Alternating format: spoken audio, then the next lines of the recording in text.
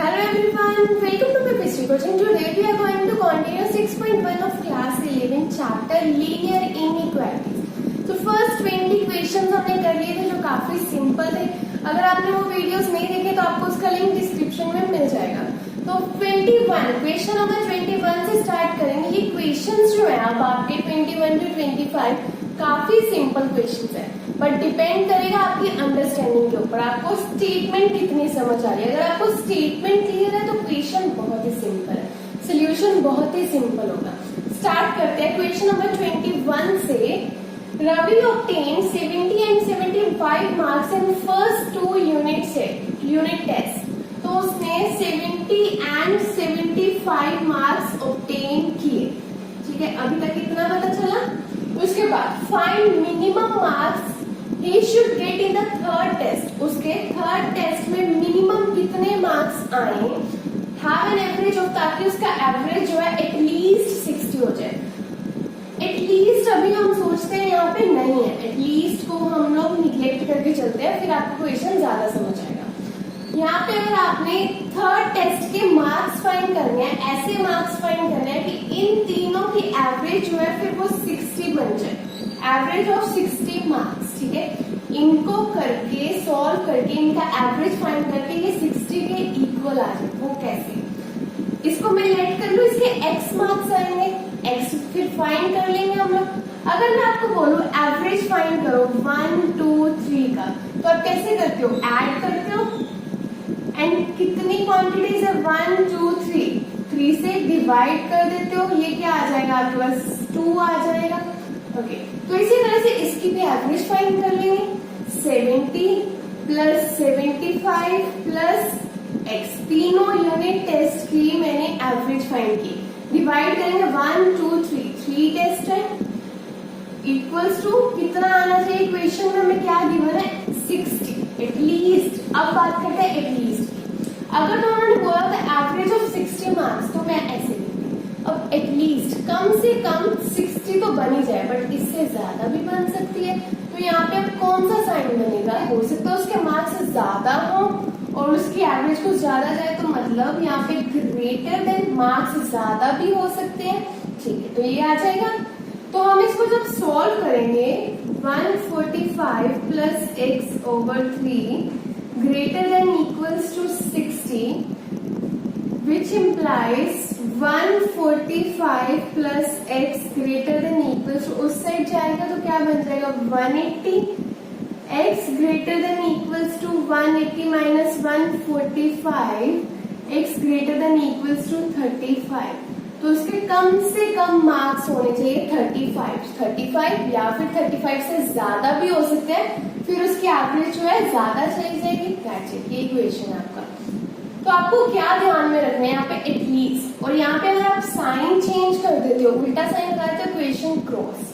आपको यहाँ पे बहुत ध्यान रखना पड़ेगा साइन का. तो क्वेश्चन नंबर 21 को आप इस तरह से सॉल्व करोगे. सबसे पहले लेट कर लोगे x मार्क्स थर्ड टेस्ट में ऑब्टेन किए, फिर अकॉर्डिंग टू क्वेश्चन हमने यहाँ पे ओनली एवरेज फाइंड किया. एवरेज जब फाइंड किया, आपको साइन का ध्यान रखना. Greater than equals to at least की बात की तो ये ज्यादा भी हो सकता है, 60 से हो सकता है कि एवरेज 60 से ज्यादा भी आ जाए. तो उस तरह से आपने x greater than equals to 35 find कर लिया. Hence Ravi must obtain 35 marks in third unit test to have an average of at least 60 marks. That's it. या आप लास्ट में लाइन लिख दोगे. क्वेश्चन नंबर 22 देखते हैं. क्वेश्चन नंबर 22 भी क्वेश्चन नंबर 21 के जैसे ये सिमिलर क्वेश्चंस हैं. To receive grade A in a course, one must obtain an average of 90 marks. Grade A लेने के लिए एवरेज मार्क्स क्या चाहिए 90 मार्क्स. ठीक है, एवरेज 90 चाहिए. अब 91 आएंगे तो वो भी ए ग्रेड में जाएगा. 90 से अब जितने भी मार्क्स आएंगे वो ए ग्रेड के अंदर जाएगा ना. फिर 100 मार्क्स ईच, हर एग्जाम 100 मार्क्स का. इफ सुनीता's marks in first 4 examinations are 87, 92, 94 and 95, find minimum marks that Sunita must obtain in fifth examination. अब फिफ्थ एग्जाम में वो कितने मार्क्स स्कोर करे कि उसका ए ग्रेड ही रहे. अब उसने जो पहले 4 एग्जाम्स में ऑब्टेन किए वो क्या 87, 92, 94 एंड 95. तो चलिए लेट कर लेते हैं फिफ्थ एग्जाम में उसके कितने मार्क्स आए, x, ठीक है। अब x मार्क्स आए हैं तो उसने क्या करना है, यहाँ पे बात कर रहे हैं एवरेज की, एवरेज की बात करें तो हम एवरेज फाइंड कर लेंगे 87 plus 92 plus 94 plus 95 plus fifth exam में कितने हैं x, ठीक है। नंबर ऑफ एग्जाम्स 1 2 3 4 5 से क्या किया हमने, डिवाइड कर दिया। अब देखो यहाँ पे बोल रहे मिनिमम, पिछले क्वेश्चन में क्या था, एटलीस्ट, कम से कम इतने मार्क्स। अब वो यहाँ पे कितने मार्क्स कम से कम ऑब्टेन करे कि उसका एवरेज जो है वो क्या रहे, 90, ठीक है। ये ठीक है, एवरेज 90 रहना चाहिए। अब वो x जो है वो जितने भी मार्क्स ऑब्टेन करेगी, हो सकता है वो ज्यादा मार्क्स ऑब्टेन कर ले और उसके एवरेज 91 बन जाए, हो सकता है ज्यादा कर ले 92 चला जाए। तो यहाँ पे ग्रेटर देन इक्वल्स टू का साइन आएगा, मिनिमम एटलीस्ट दोनों के केस में क्या रहेगा, ग्रेटर देन इक्वल्स टू, हो सकता है उसके मार्क्स ज्यादा हो। तो यहाँ पे अगर ऐड करते हैं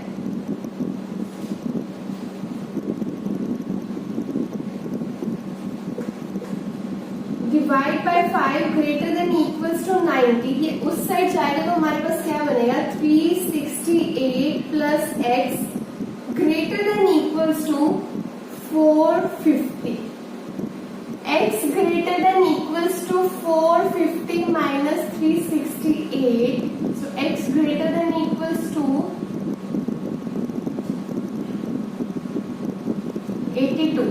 तो वो सुनीता जो है वो कितने मार्क्स ऑब्टेन करेगा, वो 82 मार्क्स ऑब्टेन करेगी तो उसकी एवरेज क्या रहेगी, 90। आप यहाँ पे डाल के देख लो, x की जगह 82, तो उसकी एवरेज आएगी 90।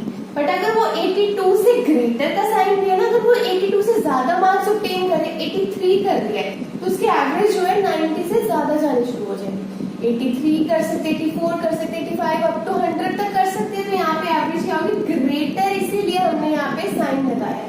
क्वेश्चन नंबर 23 देखते हैं। क्वेश्चन नंबर 23, अगर आप क्वेश्चन नंबर 23 को ध्यान से समझ लोगे ना, 24 इज सिमिलर टू 23, बहुत ही सिंपल क्वेश्चन है। यहाँ पे कंडीशन ओड की चलेगी, वहां पे इवन की चलेगी, बस यही डिफरेंस होगा। तो ये क्वेश्चन बहुत ध्यान से समझो। Find all the pairs of consecutive odd integers. अब यहाँ पे बात करें कंसेक्यूटिव, कंसेक्यूटिव क्या होता है, लगातार। अगर मैं बात करूं कंसेक्यूटिव इंटीजर्स की, तो वो क्या आएगा, 1 के बाद इंटीजर क्या था, 2, तो ये कंसेक्यूटिव हो गए। वही ये भी कंसेक्यूटिव होंगे, लगातार इंटीजर्स जो भी ले रहे हैं हम, 4 और 5 भी कंसेक्यूटिव होंगे। अब यहाँ पे बात करें कंसेक्यूटिव ऑड इंटीजर्स की, तो अगर एक ऑड मैंने ये ले लिया, अगला ऑड कौन सा होता है, ये, तो ये कंसेक्यूटिव हो गए। 5 और 7 भी कंसेक्यूटिव होंगे, 3 और 5 भी कंसेक्यूटिव होंगे। अगर मैं बात करूं 3 7, तो ये कंसेक्यूटिव नहीं होंगे, इनके बीच में एक और ऑड नंबर लाया करता है, तो ये मेरा कंसेक्यूटिव नहीं है। तो आई होप आपको कंसेक्यूटिव का केस क्लियर होगा। इस तरह से हम कंसेक्यूटिव इंटीजर्स लेते हैं। हमने क्या करना है, find all the pairs of consecutive और पॉजिटिव इंटीजर। अब जो फाइंड करना है लेट कर लेते हैं। लेट पेयर्स फाइंड करना है, मतलब पेयर 1 2, बस ये पेयर फाइंड करने हैं। कितने पेयर मुझे ऐसे मिल रहे हैं, मुझे वो फाइंड करने। तो मुझे पहले लेट फर्स्ट पॉजिटिव इंटीजर, तो मैंने फर्स्ट पॉजिटिव इंटीजर लेट कर लिया x। सेकंड क्या होगा फिर मेरा, पॉजिटिव ऑड इंटीजर लिख लो चाहे, ठीक है। तो सेकंड मेरा क्या बनेगा, x प्लस 2। अगर मेरा एक 3 है तो अगला क्या होता है 5, इसमें 2 ऐड करने पे आता है, 5 है तो 7, 5 में 2 ऐड करोगे तो 7। तो यही केस होता है, अगर एक x है तो अगला क्या होता है x प्लस 2। ओके, तो यहाँ पे अब हमने फर्स्ट लाइन पढ़ी और मुझे ये समझ आया। नेक्स्ट क्या है, both of which are smaller than 10, दोनों के दोनों स्मॉलर देन 10 भी हैं। अब अकॉर्डिंग टू क्वेश्चन की बात कर रहे हैं, x जो है वो क्या है, स्मॉलर देन 10, और जो x प्लस 2 है वो भी क्या है, स्मॉलर देन 10, ठीक है। यहाँ पे इक्वल्स टू नहीं लगा हुआ, स्मॉलर, स्ट्रिक्ट इनइक्वालिटी है यहाँ पे।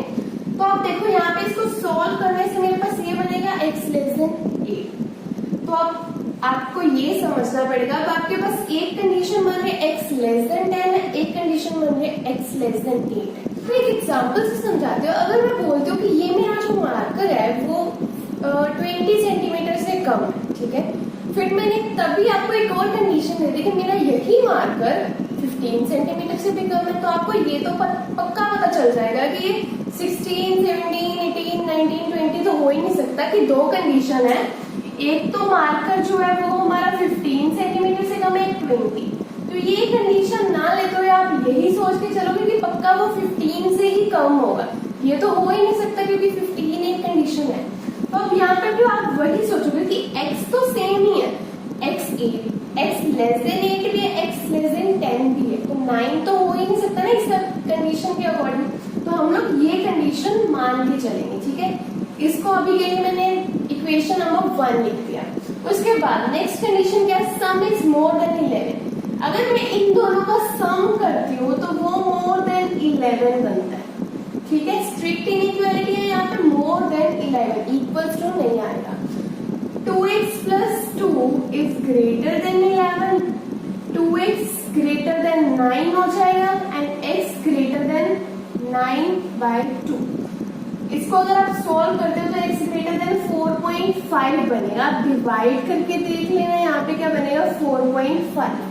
ओके, तो आपके पास सेकंड कंडीशन ये बन गई। फर्स्ट कंडीशन क्या थी, स्मॉलर वाले से मेरे पास ये बना।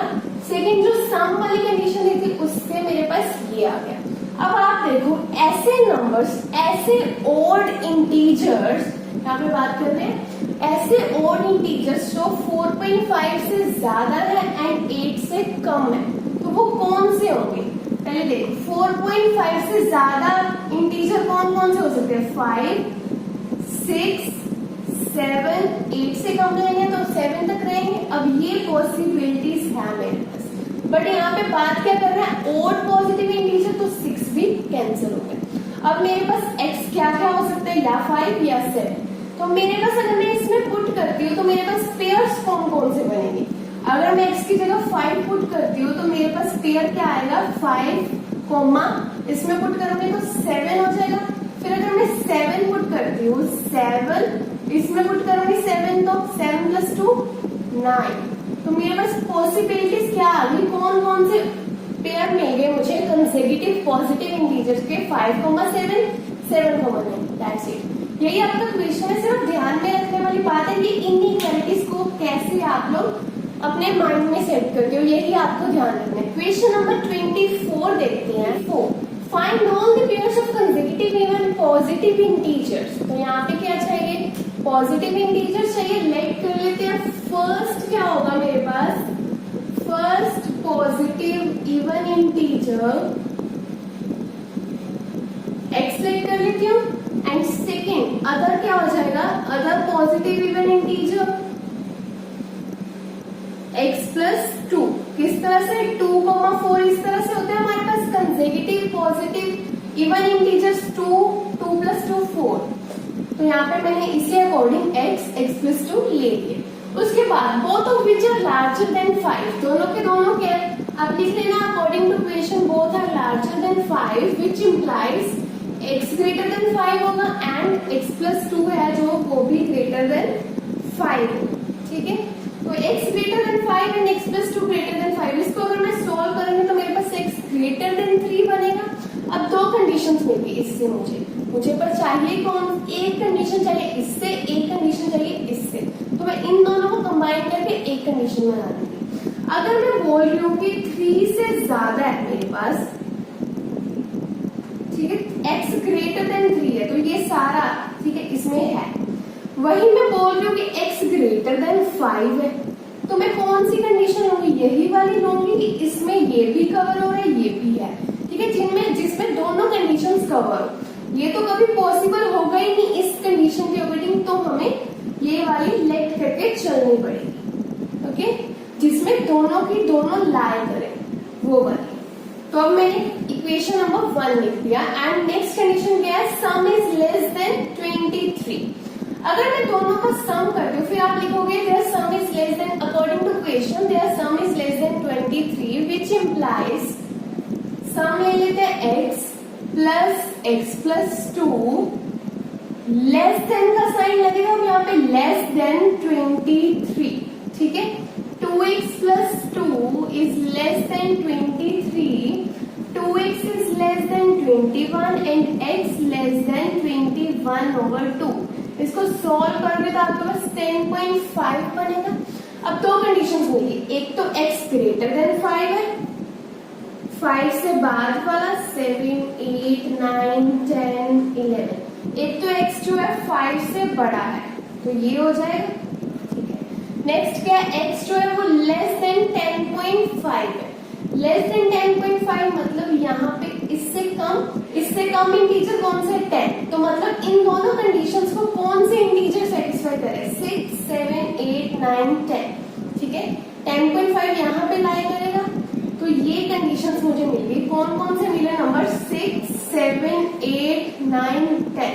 बट अब यहाँ पे बात क्या कर रहे हैं, इवन पॉजिटिव इंटीजर्स की, तो ये ओड वाले जो है वो कैंसिल कर दिया हमने। अब इनको पुट करो इसमें, अगर मैं इसमें पुट करती हूँ x की जगह 6, तो मेरे पास फर्स्ट पेयर क्या बनेगा, x की जगह 6 पुट करोगे तो यहाँ पे 8, ये बन गया।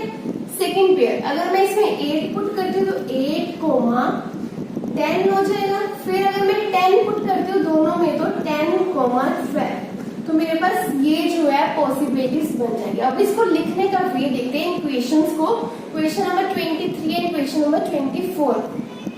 तो ये क्वेश्चन नंबर 23 एंड 24 को करने का वे है, ये क्वेश्चन नंबर 24 सिमिलरली आप 23 भी ऐसे ही करोगे।